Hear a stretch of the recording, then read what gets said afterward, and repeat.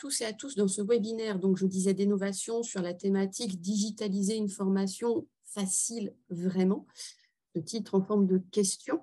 Je n'ai pas l'ambition d'y répondre dans la durée d'un webinaire, mais au moins d'aborder certaines thématiques avec vous. Je me présente d'abord, je suis Christine Froelich, chargée de mission Digital Learning à Innovation. Et dans ce cadre, je fais de l'accompagnement d'équipe, de la formation très régulièrement, de la conception de contenu, via Moodle ou pas. Et puis, je suis, comme on dit, un peu comme Obélix, tombée dans le e-learning il y a déjà quelques années. Et ma foi, je n'en suis pas sortie depuis. Et je suis accompagnée d'Audrey. Audrey, si tu veux te présenter. Oui, donc bonjour à tous. Je suis responsable marketing chez Innovation. Et donc, je vais accompagner Christine pour répondre à vos questions. Alors, ce webinaire va se dérouler en 2 temps. Un premier temps de présentation d'une durée d'environ 30 minutes. Je vais vous présenter un certain nombre de choses pour aborder la question digitaliser une formation facile vraiment. Et puis, un temps de questions-réponses. Alors, pour l'instant, vous ne pouvez pas prendre la parole, mais vous pouvez toujours écrire vos questions et vos remarques, soit dans la discussion, soit dans l'outil questions-réponses. Nous prendrons ce temps à l'issue de ma présentation. Je vais vous faire de toute façon des petits sondages régulièrement, histoire que vous puissiez aussi participer, même si je ne vous vois pas et que je ne vous entends pas, vous êtes quand même là. Donc, ce webinaire aura une durée d'environ 45 minutes. Environ, en fait, ça dépend de ce que j'ai à vous dire et de vos questions, de vos remarques, de tout ce que vous avez à dire. Commençons par vous présenter Innovation. Si vous ne connaissez pas, Innovation, c'est une société, une entreprise qui est dans le e-learning. Oui, vous aurez accès à l'enregistrement après la visio, qui est dans le e-learning depuis 2000, donc depuis plus de 20 ans. Autant vous dire que le e-learning, c'est quelque chose que nous connaissons.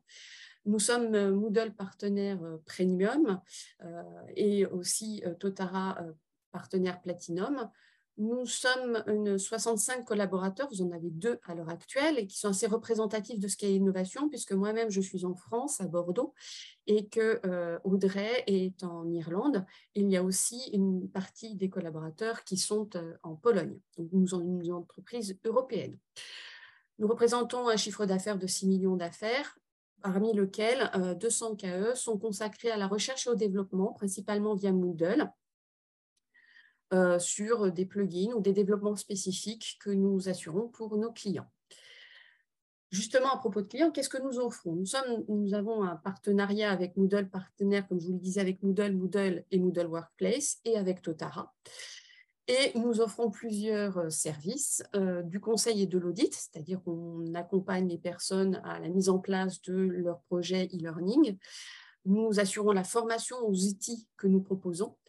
Nous assurons du développement, comme je vous le disais, soit sur des plugins, soit sur des développements spécifiques pour améliorer l'interface des LMS, des Learning Management System, Moodle, Moodle Workplace et Totara.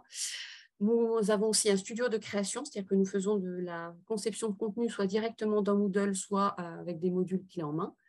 Évidemment, nous proposons de l'hébergement en Europe, donc dans le strict respect de la RGPD, et du support pour accompagner au quotidien nos clients dans la prise en main et la gestion de leur outil Moodle, Moodle Workplace ou Totara. Passons dans le vif du sujet. C'est important que je vous dise ça parce que, en fait, ce webinaire a été inspiré un peu de notre quotidien à Innovation. Digitaliser une formation facile, vraiment, le titre est volontairement un peu provocateur parce que vous l'avez certainement lu, entendu, voire même vécu. En tout cas, moi, je l'entends régulièrement. Je le lis très fréquemment. Digitaliser une formation, paraît-il, quelle qu'elle soit, c'est facile. Hein. Il suffit en quelques clics, 2 temps, 3 mouvements, de digitaliser votre PowerPoint, de mettre vos fichiers en ligne, de faire un module clé en main et hop, en 2 heures, vous avez digitalisé l'intégralité de votre formation qui normalement dure 6 heures en présentiel. On entend aussi qu'il suffit, à propos de présentiel, de transposer ce que l'on fait en présentiel directement dans un LMS. C'est ça, digitaliser une formation. Ou bien au contraire, j'ai lu récemment que finalement, le e-learning et digitaliser une formation, c'est plutôt une affaire de spécialistes. Alors, vous allez dire, vous êtes bien gentille, Christine, mais vous êtes vous-même une spécialiste.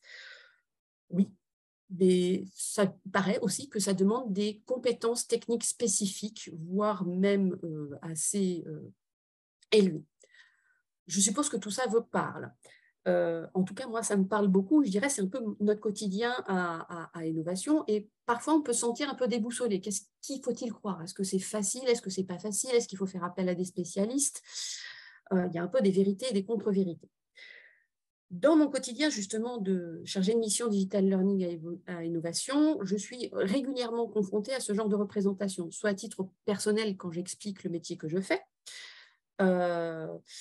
soit à titre professionnel, avec tous ces clichés un peu fourre-tout qui mettent dans un même ensemble la formation digitale, quelle qu'elle soit.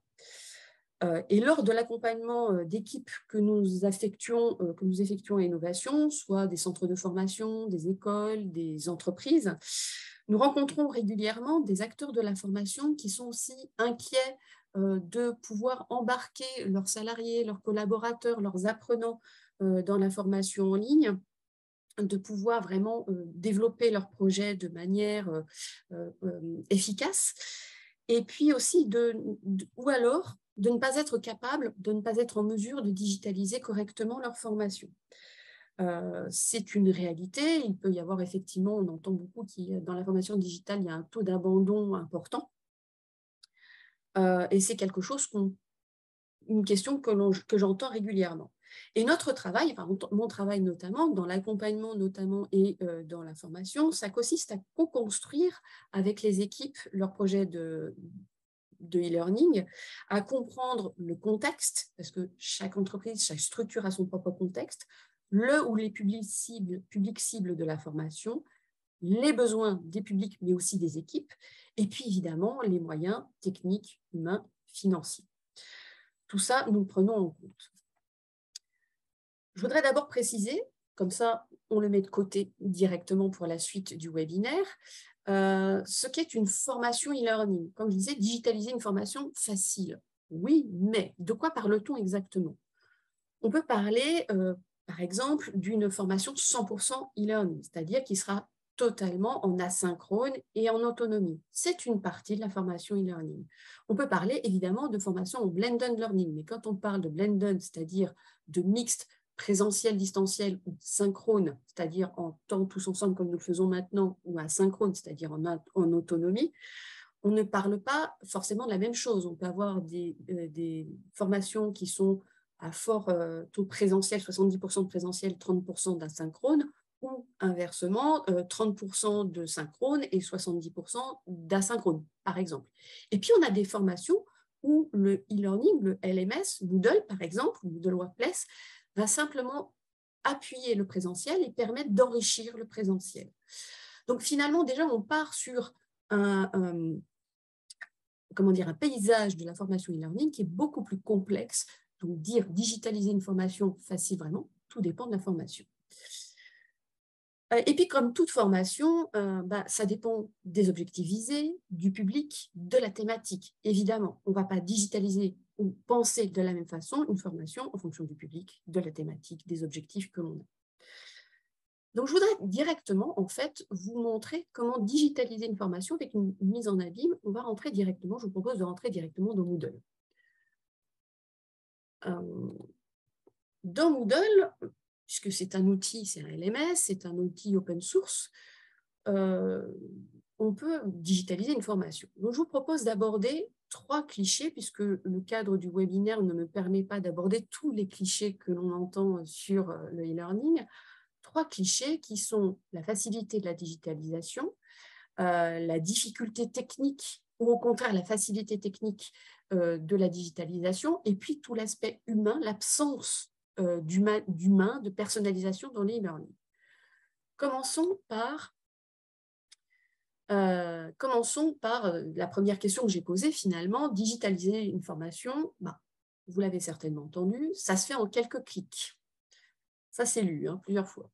Il suffit de transposer les contenus en présentiel. C'est ce que je disais aussi en préambule. On prend son PowerPoint, on le met sur un LMS et ça y est, j'ai digitalisé ma formation. Ou alors, le e-learning permet un gain de temps et donc une réduction des coûts. C'est vrai, c'est faux. On peut tout le voir sous différents angles. Ce que je vous propose, c'est vous déjà, ce que j'aimerais bien, c'est recueillir votre avis. Vous avez, enfin votre avis, ce que vous, en tant qu'acteur de la formation, en tant que formateur, en tant que concepteur, en tant que responsable du service RH, que sais-je, du service de formation, qu'est-ce que vous avez entendu comme cliché sur le e-learning? Et je vous remercie de pouvoir mettre en fait, ce que vous avez entendu, tous les clichés, tous les représentations, les stéréotypes que vous entendez sur le e-learning ou que vous lisez ou qu'on vous a déjà dit.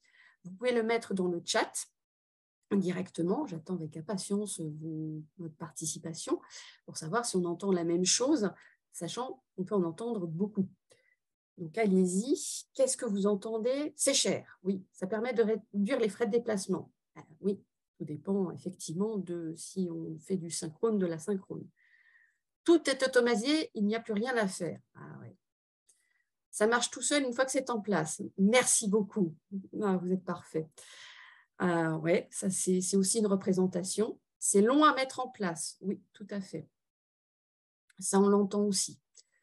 On peut entendre dire que c'est facile, mais à contrario, entendre que c'est long à mettre en place effectivement. J'attends encore 1 ou 2 commentaires, si vous en entendez. Ça déshumanise la formation, tout à fait. Ça va remplacer un prof une fois que c'est fait. Mais oui, tout à fait. On ne peut pas le faire tout seul, il faut une grosse équipe. Eh oui. Ça déshumanise la formation, ça je l'ai dit. Voilà, très bien. Alors, vous pouvez continuer. Ça va être une usine à gaz. Oh, très bien. C'est inutile, on a toujours fait en présentiel et ça marche. Excellent. Je vois que vous entendez beaucoup de choses.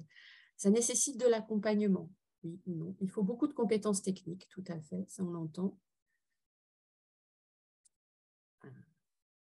Très bien. Alors, on va aborder un certain nombre de choses, mais au besoin, je dériverai peut-être sur les commentaires que vous avez mis, que vous pouvez continuer à mettre si vous voulez. Je vais rentrer un peu dans le vif du sujet. Je vous remercie pour ces commentaires. Difficile de motiver les apprenants, tout à fait. Ça, on l'entend beaucoup. Encore une fois, je parle de formation e-learning, mais on peut parler, ça, tout dépend effectivement de la formation dont on parle. La première chose, je dirais, c'est comme toute formation, vous avez vu le titre de ma section, c'est scénariser la formation. Comme toute formation, une formation e-learning, ça se pense. J'ai rarement vu, ou alors, il faut que vous me disiez si vous avez vu ça, un formateur en présentiel qui arrivait dans une salle sans avoir pensé sa formation, les activités qu'il allait faire faire à ses apprenants, ou penser à son matériel et qui n'apporte pas son matériel. En général, même en présentiel, on pense la formation. Donc, comme toute formation, je dirais, la formation e-learning, ça demande à être scénarisée. Donc, effectivement, à partir du moment où on va parler de scénario, ça va demander du temps. C'est clairement, ça demande du temps. Et non, ça ne demande pas quelques clics, ça demande de penser la formation en fonction de plusieurs critères, le public, les objectifs, la durée de la formation, les outils dont on dispose aussi, le temps dont on dispose, etc., etc. Et si on la pense dans Moodle, notamment, puisque moi je vais m'intéresser principalement à Moodle, on peut penser la formation. Alors, s'il s'agit de digitaliser une formation qui existait en présentiel, ça oblige à repenser quelque part, à rescénariser la formation. Ça n'est pas une transposition, ça n'est pas du copier-coller du présentiel, en fait. Ça n'est pas que ça. Ça veut dire qu'on va penser, par exemple, dans Moodle, je prends cet exemple volontairement, est-ce que ça correspond à un cours ou à plusieurs cours? Ça dépendra de la durée, de la complexité des contenus, de la complexité des apprentissages. On va penser à est-ce que ça s'agence dans une ou plusieurs parties du cours, de sections du cours. On va penser à comment organiser ces sections. Ça peut être différent du présentiel, c'est quelque chose que j'entends souvent dans les formations lorsque je fais des formations sur Moodle ou Moodle Workplace. Ça va demander finalement un scénario. Comme toute formation, on va penser les activités, on va penser à la manière dont ces activités s'agencent, se complètent, permettent de viser les objectifs, les compétences, les acquis d'apprentissage que l'on a pensé. Merci pour la coquille. Je vois que Frédéric, vous êtes toujours à l'affût des coquilles. La première chose, donc, ce que je vous propose ici, c'est un exemple de scénario pédagogique. J'ai fait une mise en abîme sur le scénario du webinaire. Finalement, le webinaire, j'aurais pu le penser, et je peux le penser comme dans mon cours Moodle, en utilisant un tableau qui va me permettre d'imaginer les différentes parties de mon cours, d'imaginer les modalités. Là, on est qu'en synchrone, mais je pourrais imaginer de l'asynchrone. Je pourrais imaginer aussi de l'accompagnement, par exemple, et je peux imaginer les activités des apprenants et imaginer les outils qui vont avec les activités des apprenants et les durées. Ce tableau, qui est une proposition qui peut être beaucoup plus complexe ou au contraire beaucoup plus simple, c'est une proposition qui me permet, moi, de penser les formations au fur et à mesure. Je dis moi, ou on le propose aussi aux personnes que l'on accompagne. Donc, j'ai vu dans vos commentaires, ça demande à être accompagné. Ça peut demander à être accompagné, mais ça demande surtout à être pensé. La particularité du e-learning, ça va être surtout que on va penser surtout en proactif et non pas en réactif comme dans le synchrone ou dans le présentiel. C'est-à-dire qu'on va anticiper en fait les difficultés ou les besoins de nos apprenants. Ça demande donc de scénariser et en même temps qu'on scénarise, ça va demander de sélectionner les ressources. Dans l'accompagnement que je fais, même en général dans les formations, et vous-même, la crise sanitaire a vraiment poussé à pousser la digitalisation des formations. C'est devenu un indispensable, c'est même devenu un indispensable, par exemple pour Calliope, hein, où on va avoir cette partie digitalisation qui est présente dans les critères Calliope. Et fort heureusement, quand vous pensez une formation, quand vous digitalisez une formation, ça ne veut pas dire que tout ce que vous avez créé est à jeter, fort heureusement. Ça veut dire que vous allez pouvoir utiliser des présentations, des fichiers, des ressources que vous avez sélectionnées, déjà mises en place dans vos formations précédentes. Donc, tout n'est pas à jeter. On sélectionne d'abord les ressources, on fait le point sur ces ressources pour savoir ce que l'on peut utiliser ou pas. Je vais revenir tout de suite sur les ressources. Donc, si je dois résumer, d'abord, on pense la formation, on rêve grand, mais avec des principes réalistes et réalisables, et puis surtout, je pense en amélioration continue de la formation, comme vous l'avez dit tout à l'heure. La deuxième chose, quand on sélectionne les ressources et les outils, on a fait le point sur ce que l'on a. Le deuxième cliché, vous l'avez dit vous-même en commentaire, c'est qu'il faut être un expert en e-learning pour digitaliser une formation. Alors, c'est vrai qu'il existe des experts en e-learning, des personnes dont c'est le métier de digitaliser les formations, mais est-ce qu'il faut pour autant être cet expert-là? Ou il faut maîtriser plein d'outils techniques. Il y a effectivement pléthore d'outils techniques, d'outils qui vous permettent de digitaliser des formations, tellement même qu'on s'y perd parfois.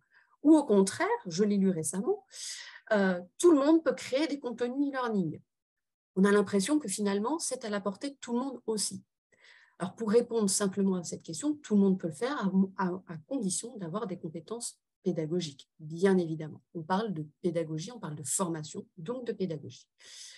Et vous, c'est ce que j'ai envie de savoir, à qui je m'adresse. Vous pouvez aussi intervenir dans le chat.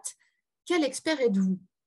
Est-ce que vous êtes un formateur, un concepteur de contenu? Est-ce que vous commencez dans le e-learning? Est-ce que vous vous intéressez? Est-ce que vous êtes responsable RH? Est-ce que vous êtes un expert de Geniali, un expert de Moodle, justement, peut-être? Vous pouvez répondre dans le chat, ou un expert simplement de pédagogie. Directrice d'un centre de formation professionnelle, donc vous savez très bien la nécessité et les difficultés que les personnes peuvent rencontrer dans le e-learning. Merci Roselyne. Concepteur digital learning, donc nous avons quelqu'un qui concepte. Oui. Merci Roselyne. Formateur, expérience en animation synchrone, on a des ingénieurs multimédia, ingénieurs pédagogiques, des professeurs, évidemment, on demande aussi aux professeurs de digitaliser les formations, expert ok, on a un peu de tout. Un petit OF, couteau suisse pédagogique, eh bien justement, ça on va en parler.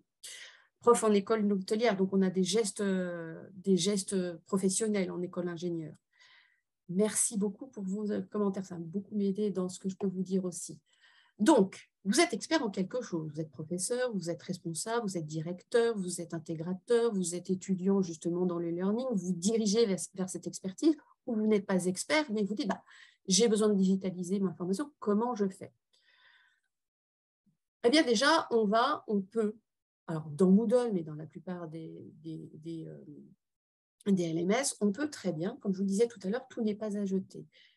Dans les formations que j'anime, je rencontre souvent des formateurs qui disent « Oh là là, mais j'ai créé du contenu sur Learning Apps, par exemple, ou sur Quizlet, mais alors donc il faut que je recommence tout dans Moodle ?» Non, non, non, non, non. On peut intégrer des outils externes dans Moodle.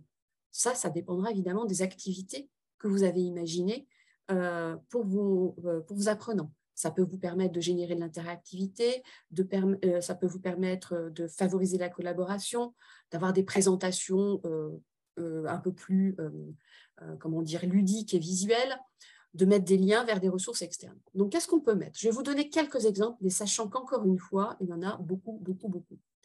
On pourrait imaginer que, comme vous le faites en synchrone, on pourrait imaginer qu'on intègre par exemple WooClap. Je ne sais pas si vous connaissez WooClap. WooClap est un outil qui permet de dynamiser un peu les formations en présentiel. Je m'en sers par exemple pour recueillir les besoins en début de formation quand je suis en visio. Ça peut permettre aussi de recueillir, de sonder un peu les acquis d'apprentissage de vos apprenants. Donc, on pourrait très bien intégrer WooClap dans Moodle. Je vais juste le déclencher si j'arrive à le trouver. Voilà. Permet de poser des questions, par exemple, sur quels sont vos outils préférés. J'aurais pu le faire là, mais ça oblige à avoir plusieurs outils. Il y a un plugin WooClap qui vous permet d'intégrer directement WooClap dans vos formations. C'est quelque chose qui dynamise beaucoup, sachant que ça va permettre pour WooClap aussi de rentrer, par exemple, de recueillir directement, de faire au rythme du participant. On pourrait imaginer aussi avoir un mur virtuel du type Padlet. Je ne sais pas si vous connaissez Padlet. C'est un mur virtuel qui permet de, par exemple, on pourrait imaginer, là, j'ai du partage de ressources, donc je peux dire mon plus bel outil Moodle, et je publie. Et j'ai les auteurs, là, je suis anonyme. C'est un outil, je m'en sers aussi, par exemple, vous pouvez vous en servir pour que les personnes se présentent, mettre leurs photos, etc. Ça peut être très bien pour classer effectivement des infos, c'est quelque chose de très utile. On a plusieurs formats de Padlet. Donc Padlet, on peut l'intégrer, oui, j'ai simplement mis un lien, mais on pourrait le faire différemment. On peut intégrer Geniali. Alors, ma présentation, je l'ai faite avec Geniali, mais Geniali, c'est un outil qui permet de faire des contenus assez ludiques et interactifs, qui maintenant est exportable au format SCORM. Donc, on pourrait faire quelque chose, vous voyez, ça permet de faire des choses très interactives et très visuelles, de rajouter un peu de visuel dans vos formations. Et puis, on pourrait aussi, il y a des outils externes, il existe aussi des outils dans Moodle, notamment un plugin qui s'appelle H5P et qui vous permet, par exemple, de créer des contenus riches du type ici, je vous montre un livre interactif qui va me permettre de mettre des vidéos avec du contenu supplémentaire en accordéon, avec une carte qui permet d'avoir une information. Et puis, je peux mettre une vidéo avec des questions ici. Elle est sur le dessus. Et elle me permet d'ajouter un peu de questions, justement d'animer un peu le contenu avec une navigation qui est assez simple.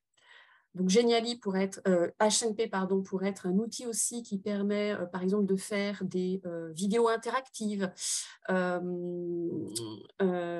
qui permet de faire des glissés-déposés qui sont assez visuels. On l'aborde régulièrement et c'est un outil qui est, alors je vois que vous dites c'est assez complexe. Une fois qu'on a compris le fonctionnement, ça se fait assez facilement. Donc, on pourrait aussi imaginer utiliser, par exemple, H5P. Et puis, on peut utiliser des liens vers, par exemple, des liens externes vers de la documentation externe. On peut utiliser des liens vers des Moodle Docs, vers des Google Docs, par exemple. Enfin, on peut vers Learning Apps si vous l'utilisez. Donc, on peut avoir beaucoup, beaucoup, beaucoup de ressources hors Moodle et dans Moodle. Et, je l'ai vu tout à l'heure, surtout, on peut penser la formation pas à pas. Il n'est pas utile de la penser directement de manière complexe. on peut la penser de manière progressive. C'est-à-dire que dans un premier temps, vous pouvez avoir un cours, vous voyez que ce cours est tout simple, il est dans un format qui est le format thématique, donc pensez le format du cours aussi, ça c'est important. Et vous voyez qu'ici, j'ai au départ intégré mes ressources avec des fichiers qui sont la queue leu, fichier 1, fichier 2, la vidéo à regarder qui n'est pas très visible, le support de cours qui est comme ça. On pourrait l'imaginer, l'améliorer simplement, de manière extrêmement simple, avec un dossier à la place des fichiers, ce qui va me permettre de télécharger directement le dossier, ou bien présenter aussi ma vidéo. Ici, elle est dans une étiquette, ce qui permet d'avoir en fait la vidéo, juste l'image visuelle de la vidéo, et on clique sur le lien directement de la vidéo. Au lieu d'un URL, on a quelque chose de beaucoup visuel et qui est beaucoup plus ergonomique pour vos apprenants. Donc, de manière très simple, sans avoir de compétences techniques extraordinaires, on peut améliorer simplement et progressivement la formation. Donc, il y avait quelqu'un qui disait on améliore finalement en continu. C'est exactement ça. C'est penser la formation, non pas d'abord je rêve grand et je vais faire tout de suite grand et je suis très frustrée parce que je n'arrive pas à faire grand, mais je pense simple, accessible pour moi en fonction de ce que je sais faire et de ce dont mes apprenants ont besoin, et je vais y aller pas à pas. Donc, le pas à pas est très important et va vous permettre d'aller petit à petit aussi dans la formation, de l'améliorer au fur et à mesure. Et puis, vous l'avez dit vous-même, la formation en e-learning, ça manque d'humain. Il n'y a pas d'interactivité. Je viens de vous montrer que finalement, si, on peut mettre de l'interactivité. Ça remplace le formateur. Il y en a qui a dit dans le commentaire, il n'y aura plus de prof. Oui, il y a un peu cette peur, ça remplace le formateur. On est seul devant son ordinateur et que son ordinateur. Ça, c'est quelque chose que j'ai beaucoup entendu quand je présente mon métier. La formation e-learning, c'est là où on est tout seul. Alors, c'est vrai et c'est pas vrai. En fait, déjà, la première chose, c'est que ça dépend en fait des formations du contenu, du public et des objectifs de la formation. Typiquement, une formation technique, elle peut être en 100% e-learning. Elle n'a pas besoin d'être facilitée, par exemple, du RGPD, par exemple. En revanche, je voyais qu'il y avait quelqu'un qui travaillait dans l'hôtellerie, il y a des gestes professionnels, on va être dans du blended, il va y avoir nécessairement une facilitation. Donc, on va devoir intégrer de l'humain, de l'interactivité, et je vais aller plus loin, on peut même intégrer évidemment de la collaboration. Donc, intégrer les mains de manière très simple. Je vais revenir juste là. Déjà, vous voyez, vous avez peut-être aperçu, déjà ici dans Moodle, je l'ai fait de manière très très simple. En intégrant un bloc ici où j'ai mis un avatar, vous remarquez que l'avatar ne me ressemble pas tout à fait, où je me suis présentée, donc j'ai donné mon prénom. Finalement, c'est vous qui êtes derrière la machine, c'est vous qui avez pensé la formation, donc je me présente. Je m'adresse à l'apprenant directement et surtout, je le guide. Je vais lui donner la durée de la formation. Je vais l'embarquer avec moi. Et je l'ai aussi amélioré en matérialisant la progression, je vais y revenir tout à l'heure, grâce à un plugin qui s'appelle Progression et qui permet à l'apprenant de voir ce qu'il a fait, ce qu'il n'a pas fait ou ce qu'il n'a pas terminé. Vous voyez qu'il me reste encore des choses à faire dans mon cours. Donc, oui, on peut personnaliser, on peut mettre de l'humain dans la formation par des outils simples et de manière très simple sans avoir des compétences techniques extraordinaires dans un premier temps. Avec des titres engageants, avec les durées indiquées. Les durées sont fondamentales en e-learning. Vous avez vu dans mon tableau de scénarisation que j'avais les durées parce qu'elles vont permettre à vos apprenants de s'organiser. J'ai besoin de 10 minutes pour faire ce quiz et vous allez leur indiquer être dans un endroit calme, prenez le temps de répondre aux questions avec des contenus explicités. Je disais tout à l'heure qu'il fallait être proactif, donc n'hésitez pas à expliciter ce qu'on dirait à l'oral en présentiel, et même, je dirais, en présentiel, il faut de toute façon le noter. Donc, expliciter tout. Matérialiser la progression, je vous l'ai montré avec le plugin Progression, mais on a aussi dans Moodle un outil qui est absolument fabuleux, qui est l'outil d'enchaînement d'activités. Vous voyez ici, terminer, consulter, j'ai consulté, donc tout va bien, qui permet de matérialiser la progression de l'apprenant et vous de suivre la progression de vos apprenants. Et puis, on prend aussi le temps, notamment dans des formations qui sont en blended, enfin pour tous les temps en autonomie, et même pour guider les apprentissages, pour améliorer les apprentissages, de rédiger des feedbacks, par exemple dans des tests. Déjà, vous voyez, je vous parle de personnalisation. Ici, j'ai remis mon avatar, je m'adresse à mes apprenants et je leur dis bien, prévoyez 10 minutes dans un endroit calme et prenez le temps de répondre aux questions, il n'y a pas de piège. Et si je vais dans la relecture du test que j'ai fait, j'ai inclus dans mon test des feedbacks qui vont permettre, et si la réponse est, je n'ai pas coché la bonne réponse, mais je mets des feedbacks qui vont me permettre de guider mon apprenant dans ses apprentissages, de savoir ce qu'il doit faire, de donner des informations complémentaires. Ici, j'ai un lien vers de la documentation Moodle qui va me permettre de compléter un peu mon scénario pédagogique, de guider l'apprenant, éventuellement de l'emmener vers une autre ressource, de lui suggérer d'aller plus loin dans certains apprentissages. Donc, le feedback, même si ça prend du temps, et on en revient sur la facilité de la digitalisation, c'est quelque chose qui va permettre de guider vos apprenants, d'humaniser avec des messages. N'hésitez pas à vous adresser à vos apprenants. Et vous pouvez reprendre éventuellement, par exemple, dans des temps, si vous avez des temps synchrones, vous pouvez reprendre certaines questions, certaines difficultés que vous avez identifiées directement en présentiel. Repérer justement dans les difficultés des tests et aller voir ce qui se passe, les difficultés qu'ont rencontrées les apprenants et vous appuyer dessus pour les moments synchrones ou pour l'amélioration de la formation. Ensuite, on peut très bien générer de la collaboration dans Moodle, dans tout LMS, mais dans Moodle particulièrement. Il y a beaucoup d'outils qui permettent ça. Dans les outils que je vous ai montrés là dans la présentation, j'ai utilisé un wiki, qui est un outil qui fait comme un peu Wikipédia, qui est un outil en fait où on peut rédiger à plusieurs mains. Donc, c'est un outil très bien pour, par exemple, permettre de faire un cas pratique. On peut évidemment inclure un forum. Et là, j'ai choisi un glossaire qui permet aussi de collaborer. On pourrait ajouter des liens, on peut ajouter des commentaires si on le veut. Ici, j'ai Audrey Hepburn qui m'a donné une très bonne définition de scénariser une formation. Par exemple, je pourrais lui mettre un commentaire.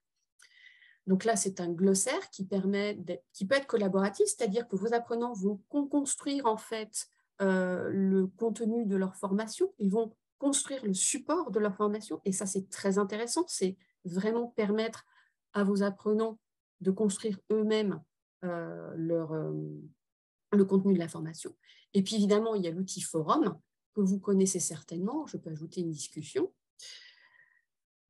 qui serait de toute façon un forum, je rappelle, parce que ça, je l'ai entendu, je ne comprends pas, j'ai mis un forum, personne ne discute.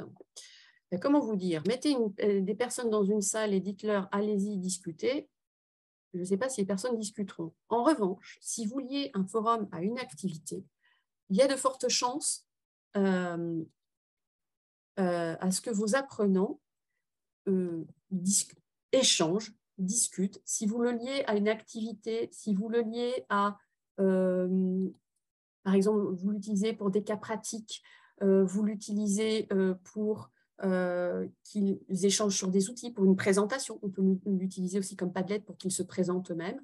Là, je vous garantis que vos apprenants vont se saisir du forum. Le forum peut devenir lui-même une ressource. Le tout étant, ce n'est pas mettre un forum pour mettre un forum, c'est toujours dans votre scénarisation, vous allez le penser en lien avec une autre activité. Et puis, bien évidemment, quand on pense amélioration continue de la formation, on le pense avec le recueil de l'avis des participants, des apprenants, sur la formation. C'est-à-dire que n'hésitez pas à mettre un feedback à la fin, un feedback, c'est-à-dire un questionnaire de fin de formation, à la fin de votre formation, en laissant toujours cette case « Pouvez-vous nous en dire plus ?» Alors là, j'ai mis sur une échelle de Likert, mais vous pouvez le faire comme vous le souhaitez, sur la formation, les outils, ce qui a été facile, ce qui a été difficile. Et c'est ce qui va vous permettre, vous, au fur et à mesure, en plus des rapports qui existent dans Moodle, d'améliorer votre formation, d'améliorer le contenu, petit à petit, en fonction aussi de votre propre montée en compétences dans les outils, de recueillir l'avis de vos participants.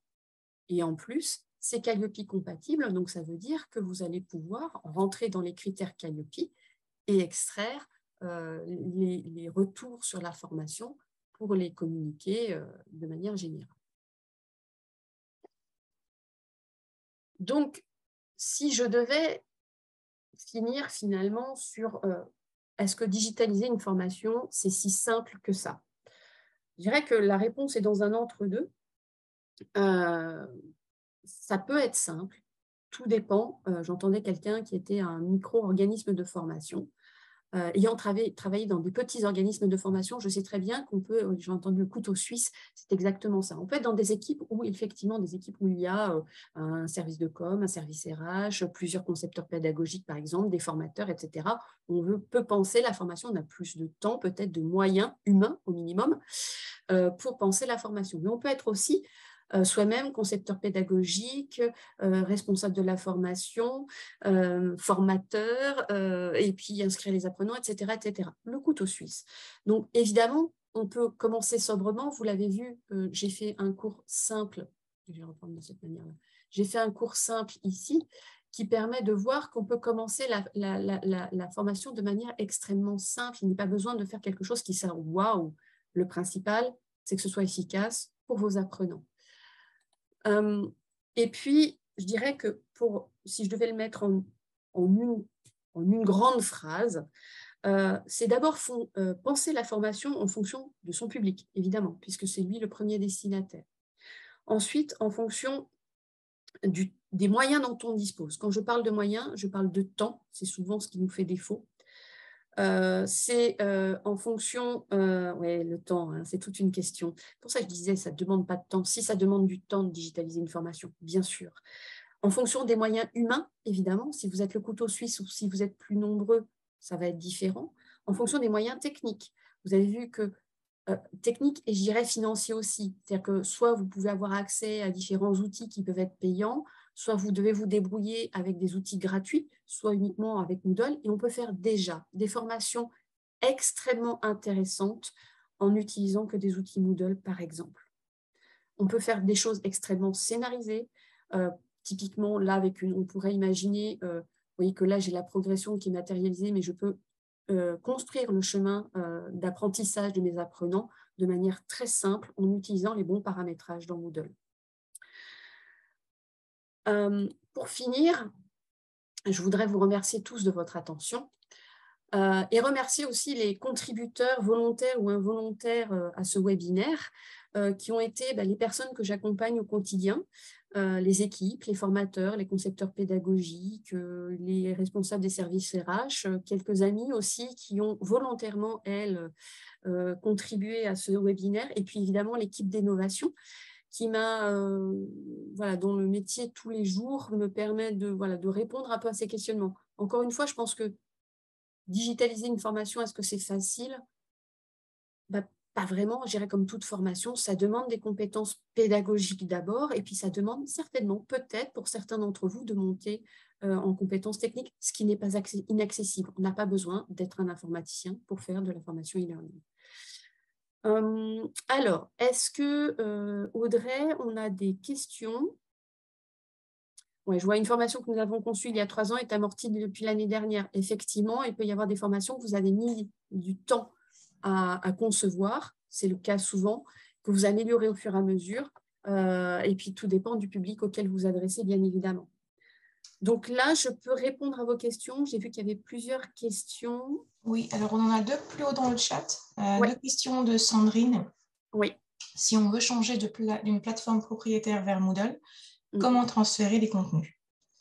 Alors, ça dépend en fait de vos contenus et ça dépend de la plateforme dont vous partez. Alors là, pour le coup, ça va demander des compétences techniques, enfin au moins un conseil technique, puisque tout n'est pas transposable directement depuis n'importe quelle plateforme vers n'importe quelle plateforme. Donc là, pour le coup, effectivement, si ce sont des contenus qui sont spécifiques à la plateforme que vous utilisez actuellement, ça va demander un peu de contenu. En CSS, oui, si vous connaissez le CSS, ça peut se faire. Après, il peut y avoir une transposition, on peut le faire. Enfin, il y a des moyens techniques de le faire. Hein, là, pour le coup, là, ça demande un peu de technicité, des compétences en informatique. Si ce n'est pas un SCORM, c'est facilement transposable. Hein, il suffit d'avoir le fichier originel. Oui, on peut exporter en SCORM. Donc, pour information, le SCORM, en fait, c'est des modules, ce qu'on appelle des modules clés en main, hein, des contenus riches qui peuvent intégrer du contenu, des questions, etc., beaucoup d'interactivité. On peut effectivement intégrer facilement des SCORM dans Moodle. Ça peut se faire. Et après, l'enrichir avec des questionnaires dans Moodle directement. Ah, quelle est la durée moyenne pour digitaliser ? Très bonne question. Alors, je vais vous frustrer, Sophie, je suis désolée. Selon le scénario, oui. Selon la complexité du contenu, selon les activités que vous allez proposer à vos apprenants. Ça dépend, en fait. Si vous avez une formation de 30 minutes, alors effectivement, nous, quand on va faire de la conception de contenu, on va dire 30 minutes, mais on va d'abord avoir un entretien avec les personnes pour qui on va créer de la formation, enfin, je vais, par exemple, où je vais leur poser un certain nombre de questions. Qu'est-ce que vous voulez faire? Quels sont vos moyens, justement, financiers, budgétaires? Tout va partir de là. On peut partir d'outils Moodle, ça va être beaucoup plus rapide. Si on va sur du Scrum, ça va être beaucoup plus long. Ça dépend, effectivement. Ça dépend de votre public aussi. C'est-à-dire qu'on va peut-être se dire que là, il faut faire quelque chose de simple et on peut faire des choses simples et efficaces. Donc, je suis désolée, je ne peux pas répondre concrètement, mais ça dépend vraiment de la complexité de ce que vous avez à digitaliser. Hein. Et puis, d'où vous partez, des ressources que vous avez au départ aussi. On peut partir d'un document Word, mais on peut partir de contenu beaucoup plus riche déjà. Voilà, désolée de répondre un peu, pas tout à fait dans les... de vous frustrer un peu, mais si vous voulez qu'on en discute, voilà, on peut en discuter. Disons que si vous commencez dans Moodle, ça peut prendre un peu de temps au départ, c'est clair, le temps de se repérer, mais au fur et à mesure, en pratiquant, on va de plus en plus vite, on comprend mieux les paramétrages, on affine son scénario, donc on y va petit à petit. C'est ce que je disais, on peut commencer sobrement et améliorer au fur et à mesure sa formation, ce n'est pas un problème. Est-ce que tu avais repéré d'autres questions? Oui, Christine, toujours une question de Sandrine. Peut-on avoir la liste des outils que l'on peut intégrer dans Moodle? Je pense que l'on peut faire un petit récapitulatif. Oui, on peut faire un petit récapitulatif, sachant qu'il y a des outils qu'on peut intégrer dans Moodle via directement un plugin. Je disais par exemple, il y a le plugin WooClap, il y a le plugin Teams, il y a le plugin, enfin il y a plein de plugins qui existent qui permettent directement d'intégrer. Et puis il y a des outils externes comme Padlet qui vont permettre des storyboards. Oui, des storyboards peuvent être utiles. Des outils qu'on va pouvoir intégrer via des liens URL. Donc, on peut vous donner effectivement une liste d'outils dont on entend le plus parler. Non, et d'ailleurs, donc Ina a posé une question sur les outils d'aide à la scénarisation. Alors, des outils d'aide à la scénarisation. Donc, je vois qu'il y a le storyboard. En fait, ça dépend un peu de vous, ce qui vous parle le plus. Quand j'accompagne des équipes ou quand je fais de la conception de contenu, ça peut être un tableau, comme je vous l'ai montré, un tableau que je mets sous forme ou format Word ou format Excel. Ça dépend, il y a personne. Ou ça peut être, je vois le PowerPoint, un PowerPoint sous forme de storyboard qui permet en fait de séquencer la formation, de donner déjà les différentes étapes de la formation et une diapo va correspondre à une tuile, une section du cours, par exemple.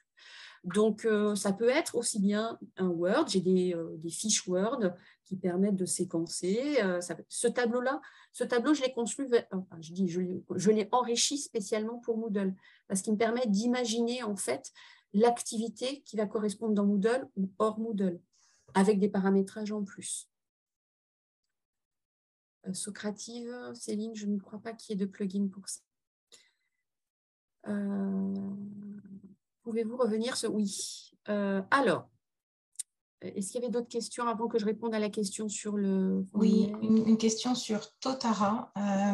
Ouais. Qu'est-ce que Totara? Alors, Totara, je vais essayer de répondre correctement parce que ce n'est pas l'outil que je connais le mieux. C'est un LXP qui vous permet, en fait, en version entreprise, qui vous permet à la fois de servir de LMS et en même temps de gérer les compétences des personnes, de gérer, enfin, c'est vraiment un outil entreprise dimensionné pour les entreprises, là, pour le coup, qui va vous permettre de gérer la formation, la montée en compétences des personnes et la formation et le contenu de la formation.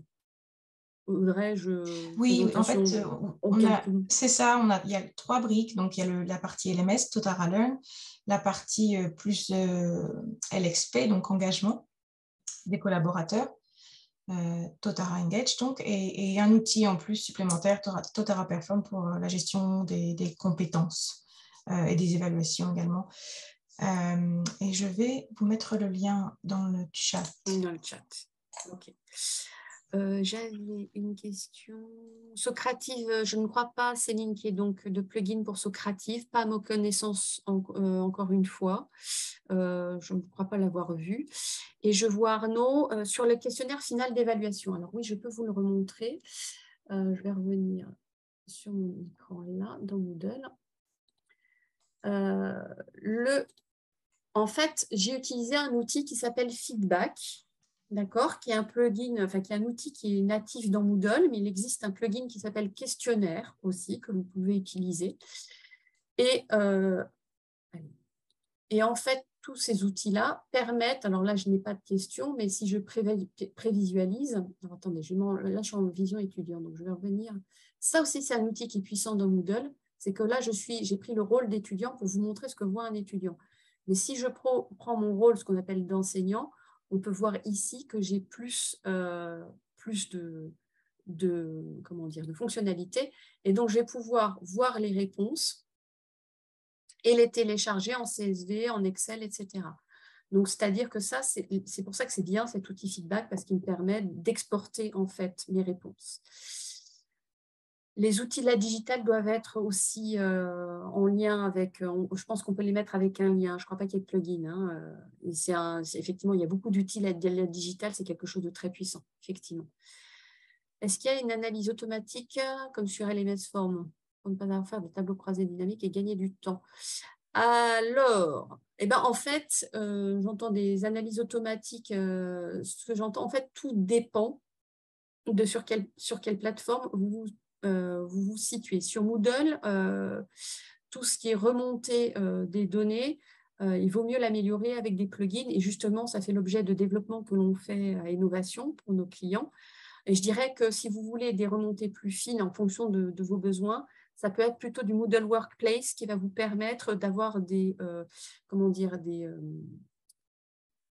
allez, je vais y arriver, des rapports, voilà, des rapports sur, vous allez pouvoir automatiser les rapports sur la fréquentation des formations, sur un certain nombre de participants, le profil des participants, etc. En fait, mieux vous paramétrez votre LMS, mieux vous paramétrez tout ce que vous faites, plus les remontées des données seront fines.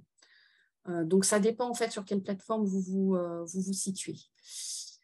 Avec des graphiques. Oui, alors sur Moodle Workplace, encore une fois, et je pense que sur Totara, c'est pareil, vous pouvez avoir des graphiques. Vous avez des remontées qui sont plus visuelles et qui sont plus complètes que sur Moodle. Sur Moodle, après, il existe des plugins qui permettent d'avoir configurable reports, qui vous permettent, par exemple, d'avoir des exports en Excel, voilà, mais qui ne vous permettront pas d'avoir des graphiques. C'est-à-dire que vous allez ensuite faire des graphiques sur Excel. Voilà. Oui, c'est payant, Moodle Workplace. C'est payant et c'est sur des serveurs dédiés, c'est-à-dire des serveurs, c'est un serveur pour votre plateforme uniquement. Alors, Moodle permet-il de générer des envois massifs de documents par apprenant? Convocation, rappel d'inscription, évaluation de satisfaction, attestation de suivi. Alors, plutôt Moodle Workplace, c'est simplifié dans Moodle Workplace. Et la grande puissance de Moodle Workplace, justement, c'est que ça permet toute cette automatisation des besoins de la formation. Vous pouvez le faire avec Moodle Workplace de manière très simple, avec les règles dynamiques, notamment. C'est intégré. Ceci étant, dans Moodle, on peut aussi, alors nativement ou avec des plugins supplémentaires, envoyer des convocations lors des inscriptions. Avoir des rappels d'inscription, par exemple, avec le plugin réengagement. Ça permet de faire des rappels réguliers. Donc, des attestations de suivi, on peut le faire avec des modules du type Custom Cert à la fin. On peut générer des attestations avec le nom des participants, les différents les besoins, la durée, les objectifs de la formation, la signature officielle, l'organisme qui délivre l'attestation de formation. On peut faire tout ça, effectivement, dans Moodle et dans Moodle Workplace de manière beaucoup plus automatique et plus simple. Ah, la question. Quelles sont les différences entre Moodle et Moodle Workplace? Moodle Workplace, c'est la version, encore une fois, vous allez dire, vous vous répétez, mais pas tout à fait, c'est la version entreprise un peu de Moodle.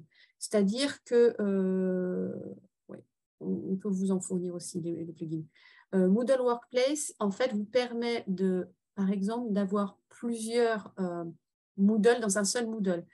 Si vous avez plusieurs organismes dans votre organisme, ou plusieurs entités dans votre organisme de formation, vous allez pouvoir les organiser, les séparer en fait, séparer la gestion de vos apprenants dans plusieurs espaces. Vous allez pouvoir créer des formations, des programmes de formation, des certifications, intégrer l'organisation de votre structure dans Moodle Workplace, chose qui est beaucoup plus complexe, voire infaisable dans Moodle. Donc, c'est vraiment une gestion, ouais, tous les plugins sont de Moodle.org. C'est vraiment une gestion, je dirais, plus performante des utilisateurs, de l'organisation, du suivi des compétences, par exemple, du suivi de la formation. Je parlais des rapports tout à l'heure. Typiquement, c'est beaucoup plus puissant dans Moodle Workplace que dans Moodle, même si dans Moodle 4.0 que j'ai utilisé aujourd'hui et Moodle 4.1 qui va arriver, les rapports sont bien améliorés par rapport à la version 3.9, enfin, la version antérieure que vous connaissez. Pour les plugins, il y a des plugins gratuits effectivement sur Moodle.org. Vous trouvez tous les plugins, tous les plugins qui sont associés à Moodle, en vous repérant sur les statistiques, sur les récompenses qu'ont eu par exemple ces plugins, sachant qu'il y a des plugins qui ont des versions gratuites et des versions payantes. Donc, si vous voulez toutes les fonctionnalités, parfois, il faut accéder aux plugins payants. Alors, qu'est-ce qui reste gratuit comme Moodle? Alors, Moodle est gratuit. Vous pouvez avoir Moodle de manière gratuite. Ça tout dépend évidemment de la capacité d'hébergement dont vous avez besoin. Hein. Moodle Workplace nécessite déjà d'être hébergé par des partenaires Moodle comme Innovation, par exemple. Donc là, on est sur quelque chose, effectivement, ce que je disais, c'est sur un serveur dédié. Donc là, il faut s'adresser à un partenaire Moodle. Voilà, pour Moodle Workplace. Comment organiser? Ah, les sous-catégories. Ah, il y en a qui sont pro de Moodle. Alors, c'est une excellente question que l'on aborde en général en formation administration dans Moodle. C'est, je dirais, l'une des étapes fondamentales dans Moodle. C'est effectivement comment penser son offre de formation pour l'organiser dans Moodle. Donc, avec des catégories, en fait, c'est si vous voulez, vous avez la commode et vous allez créer les tiroirs de votre commode pour ranger vos formations dans la commode. Tout dépend de votre offre de formation. En fait, il faut le penser en parallèle avec votre public. Pensez les formations, vous pouvez les penser par thème, effectivement. Vous pouvez les penser par public. Par exemple, si vous avez des formations qui s'adressent spécifiquement à certains métiers, ça peut être une manière d'organiser. Il y a des écoles qui la pensent aussi en fonction des diplômes. Ça peut être ça aussi, hein, une certification, diplôme, etc. Donc ça, je dirais, ça dépend vraiment de votre structure de votre formation, à quoi elle correspond, du public auquel elle s'adresse. Est-ce que c'est toutes les mêmes formations pour le même public ou est-ce que vous allez les différencier en fonction des publics? Est-ce qu'elles sont certifiantes, pas certifiantes? Donc oui, par thématique, ça peut être une bonne manière de faire. Ça peut être une bonne manière de faire si ça correspond à votre offre de formation. Ça peut s'organiser aussi en compétences, par exemple, et puis vous allez pouvoir décliner en catégories, sous-catégories, sous-sous-catégories, par exemple. Hein. Alors, les unités, encore une fois, catégories ou sous-catégories ou sous-sous-catégories, hein, Arnaud. Une unité, je dirais que vous voyez, je vais prendre un exemple très concret. Oui, je comprends très bien, Arnaud. Je vais prendre un exemple très concret, une analogie très concrète. Vous voyez votre tiroir, vous rangez vos couverts. Vous pourriez mettre la catégorie, c'est votre tiroir à couverts. Vous pourriez ranger vos couverts en les classant comme ça dans la même catégorie. Le problème, c'est qu'à un moment donné, ils risquent de se mélanger. Vous pouvez mettre un trieur simple pour trier les fourchettes et les couteaux et les cuillères. Et puis, vous pourriez améliorer. Donc, ça va être les sous-catégories. Et puis, vous pourriez améliorer. Vous avez des grandes fourchettes, des petites fourchettes, ou des fourchettes à 3 dents et des fourchettes à 4 dents. Vous allez mettre un grand tiroir avec 2 sous-tiroirs pour les fourchettes. Ça va être les sous-catégories, et ainsi de suite. Donc, en fait, vous pouvez créer, comme un dossier avec des sous-dossiers, avec des sous-sous-dossiers, vous pouvez créer une arborescence plus complexe. Voilà. Vous ne vous limitez pas à un niveau. Vous pouvez avoir plusieurs niveaux pour faire ça. Alors, est-ce qu'il y a encore des questions? Il nous reste un peu. On pourrait prendre les exemples en formation plutôt qu'en fourchette. Oui. Je vais prendre un exemple tout simple. Moodle, typiquement. Je vous prends ce que je connais le mieux. J'ai une formation Moodle dans laquelle je vais former mes personnes et je fais un exemple très concret. J'ai des personnes que je vais former, ce sont les mêmes publics, sur l'administration Moodle ou sur la création de cours Moodle. Ça va être, je vais avoir ma catégorie Moodle, et puis je vais mettre une sous-catégorie administration, une sous-catégorie création de cours. Dans la création de cours, je vais avoir des formations où je vais être spécifiquement, par exemple, où je vais avoir le starter, on va dire, la formation de base, ça va être une sous-catégorie. Et puis, je vais avoir une formation plus avancée, où je vais être dans la scénarisation des outils complexes, ça va être une sous-catégorie. Donc, voilà, ça va permettre de, plutôt qu'en fourchette, en formation, d'agencer en fait l'information, de l'organiser de manière beaucoup plus fine. Des forums ou bien sites à recommander pour être à jour. Alors, l'avantage de Moodle, c'est que c'est de l'open source à la base. Donc, on parlait de moodle.org tout à l'heure. Je vous invite à aller sur moodle.org. Vous avez une documentation en français, mais aussi dans d'autres langues qui est extrêmement riche sur Moodle. Vous avez des chaînes YouTube sur Moodle, plein de tutos. Vous avez vraiment une communauté derrière qui est extrêmement large. Et vous avez aussi une Moodle.net. Vous avez tout un tas de ressources qui vous permettent de vous documenter, de vous former sur Moodle. Donc ça, oui, pour être à jour, vous pouvez y aller. Moodle.org, c'est le site à connaître.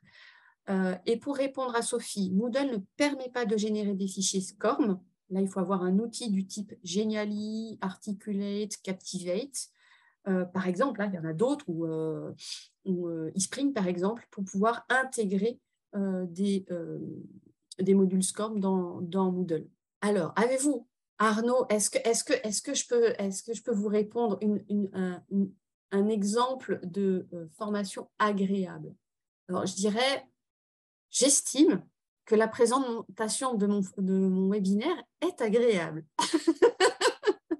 C'est un exemple, c'est le format tuile qui est assez ergonomique. Je plaisante, hein, il faut bien se envoyer des fleurs. C'est une façon ergonomique, mais ça dépendra encore une fois de votre public. Vous avez remarqué que je vous ai présenté aussi ce format en format, thématique, qui est une autre forme de présentation. Ça dépend vraiment de l'aspect visuel que vous voulez et de la méthode de navigation que vous voulez. Mais typiquement, ce genre de choses, et encore une fois, vous voyez, avec des titres qui sont parlants, ça, c'est important. Bon, j'ai mis des icônes, mais vous pourriez mettre des images, vous pouvez vraiment l'organiser comme vous le souhaitez, mais de manière extrêmement simple. Il n'y a pas besoin d'être un grand artiste. Alors, oui, avec image, sachant que pareil, faites attention, je n'ai pas parlé accessibilité, hein, mais faites attention à ce que vos contenus restent accessibles aussi à vos publics en fonction de accessible, c'est-à-dire avec des images, de ne pas trop les charger, etc. etc. Alors, intégration, on peut faire un interfaçage de Digiformat avec Moodle, mais ça demande en fait un dialogue, là pour le coup technique, nous on le fait, hein, entre les services techniques du centre de formation et l'hébergeur de Moodle si vous avez un hébergeur. Mais oui, c'est faisable. Alors, il y a un interfaçage possible avec Digiformat. C'est faisable. Ça permet aussi de faciliter les choses pour les allers-retours dans les données de la formation dont vous avez besoin. Donc, encore une fois, hein, vous voyez je vous ai dit, il n'y a pas besoin de technique. Il y a si, pour certains aspects, plus vous allez aller loin dans la facilitation, la mise en place de votre formation, plus effectivement, il y aura peut-être besoin d'outils techniques et d'accompagnement. Ça, c'est certain. Je vous remercie en tout cas infiniment pour votre réactivité, pour vos commentaires, pour votre participation. J'espère que vous avez trouvé des choses dans ce webinaire. Je vous souhaite une bonne expérimentation dans le digital et surtout peut-être à une prochaine fois, un prochain webinaire ou pourquoi pas Accès Moodle. Oui, on pourra faire un autre webinaire Accès Moodle si vous le voulez. Merci à tous et très bonne journée.